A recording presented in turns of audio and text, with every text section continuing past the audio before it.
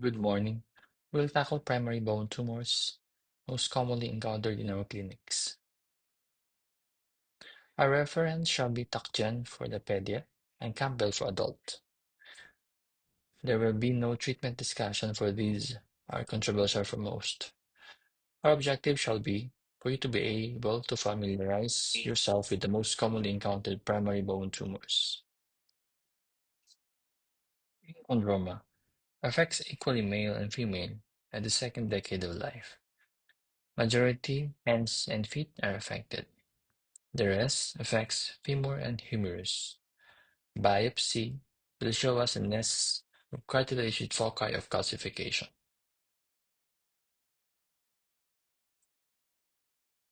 One may be already familiar with our radiograph evaluation, which is the 7 X-ray questions. Now, if you encounter these lesions, patients may be asymptomatic. You may appreciate the matrix to be like arcs and rings, stippled appearance, just like what you can see here in the femur and in the phalanx. The histopath shows us nests of cartilage.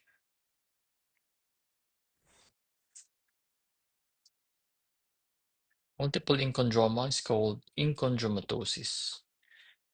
If there are hemangiomas associated, they are more likely to have Maffucci's rather than Olliers. Development of malignancy is more on Maffucci's side. Osteochondroma affects male more. It is the most common primary benign bone tumors. Majority of the lesion affects femur, proximal tibia, and humerus. Patient may complain of pain secondary to pressure symptoms. Histology shows us a cartilage cup composed of hyaline cartilage with normal inchondral ossification. A typical radiograph of an osteochondroma seen in a distal femur does not need any biopsy. Just by looking at the X-ray, you know that this is an osteochondroma. This is the cartilage cup, the bluish color with inchondral ossification underneath.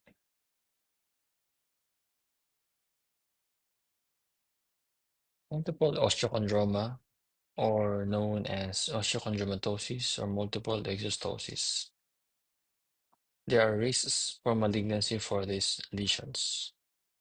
If one exhibits an enlarging mass and progressive pain, the location of the painful site or the mass are the flat bones, just like your shoulder and your pelvis.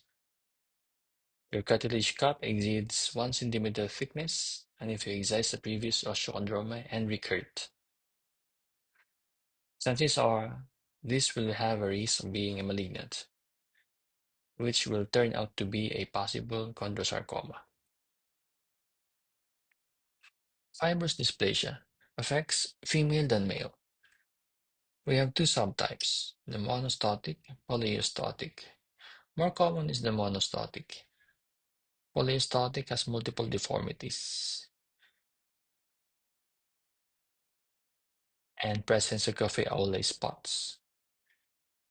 Histology shows us a foci of bone in fibrous stroma, rarely osteoblastic rimming lining the woven bone, with bony spicules appear as Chinese letters appreciated in low-power objective.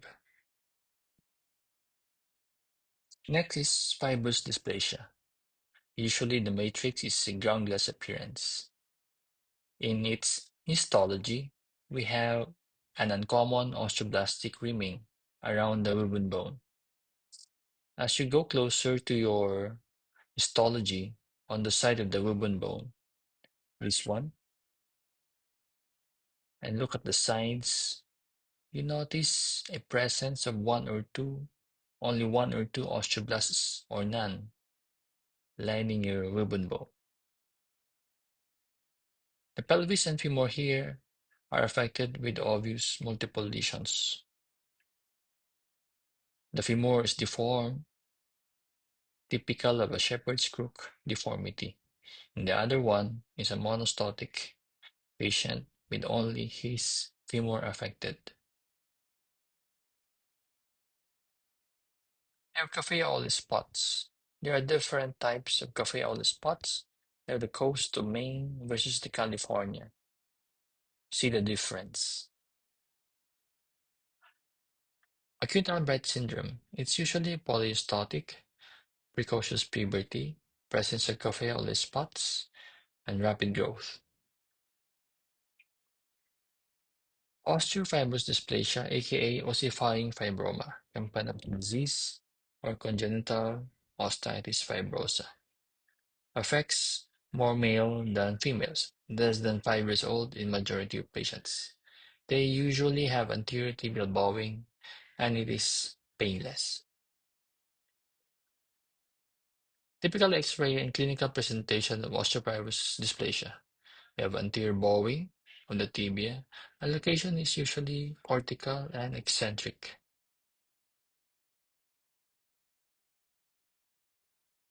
Notice the osteoblasts lining up the wound bone.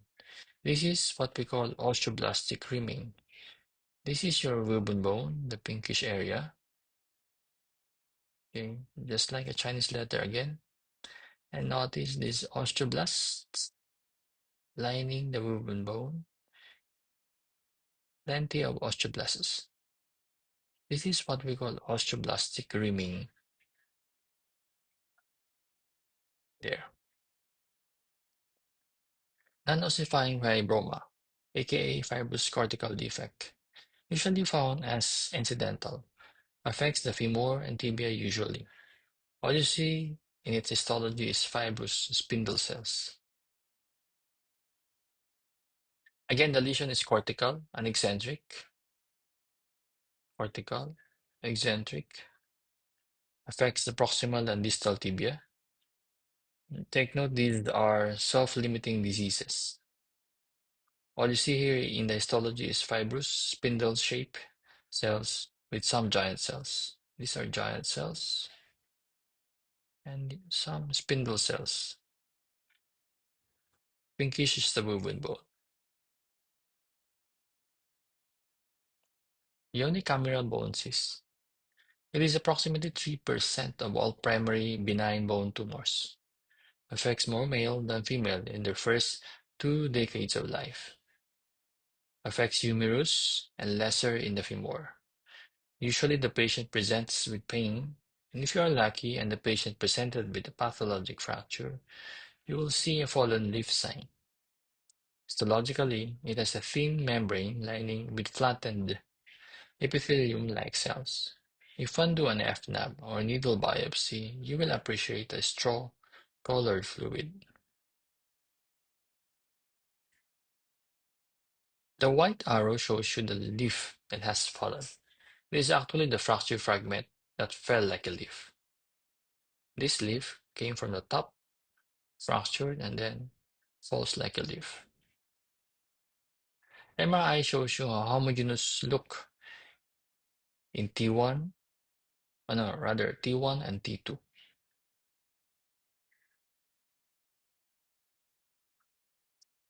Aneurysmal bone cyst affects equal sexes, majority between 5 to 20 years old patients. It is 1% of all primary bone tumors.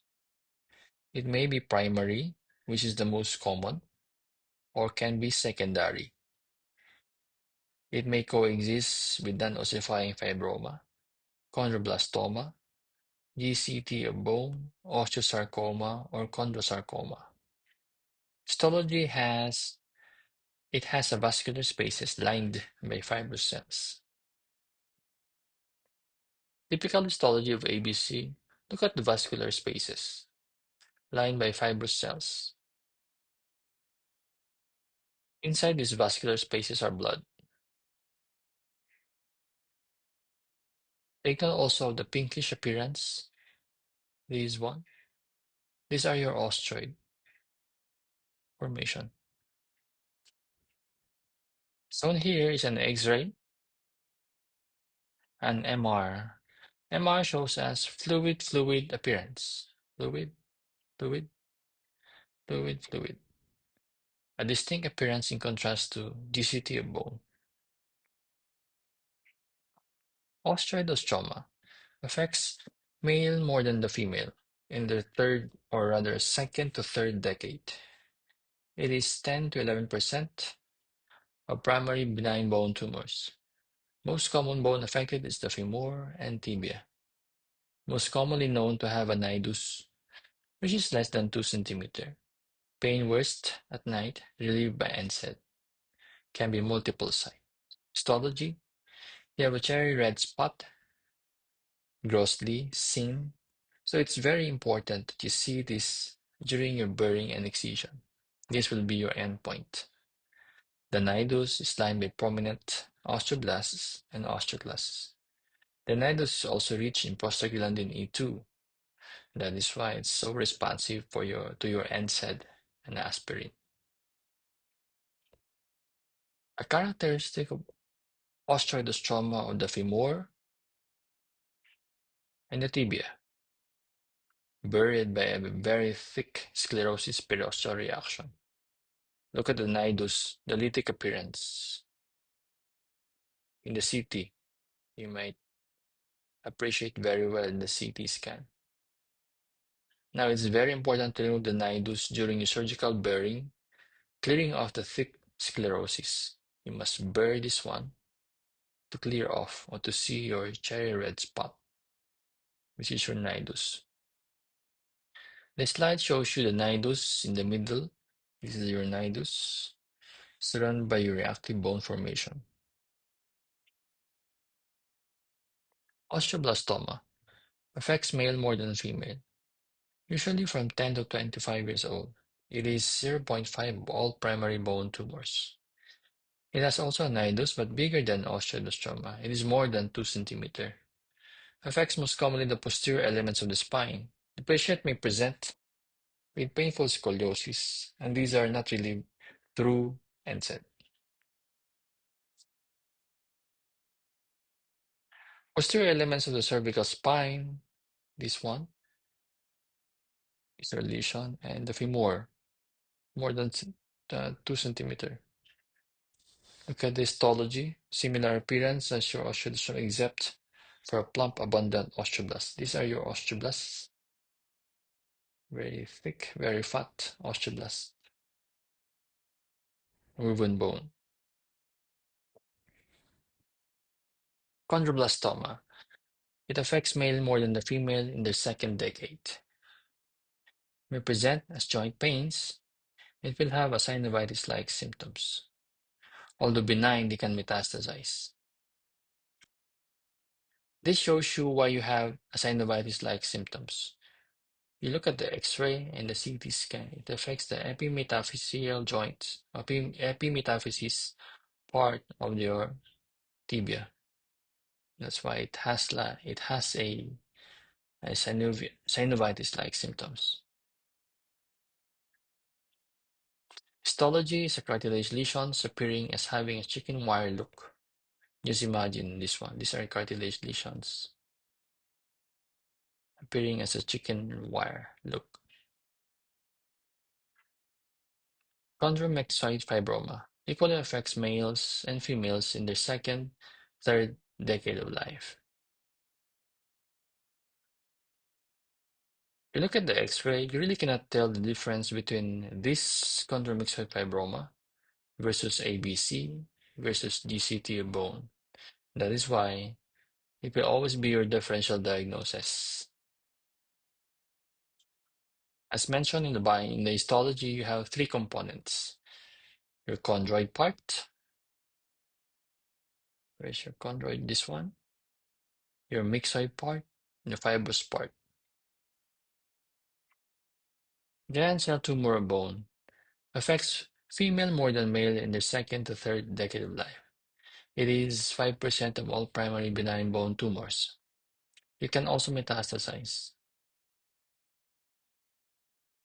Histology shows us multiple multinucleated giant cells. These are your giant cells, right, with 40 to 60 nuclei per cell. We have your neoplastic elements, which is your mesenchymal fibroblast-like stromal cells. Fibroblast stromal cells is surrounding your giant cells. Additionally, you have monocytic, mononuclear cells of medullary lineage. Bisphosphonates target the giant cells. No drug yet which will target the neoplastic element, which is your fibrous stroma.